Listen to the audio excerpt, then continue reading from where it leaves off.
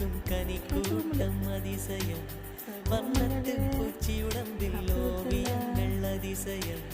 துணை செல்லும் காற்று மெல்லிசையாதல் அதிசயம் குருநாதர் இல்லாத குயில் பாட்டு அதிசயம்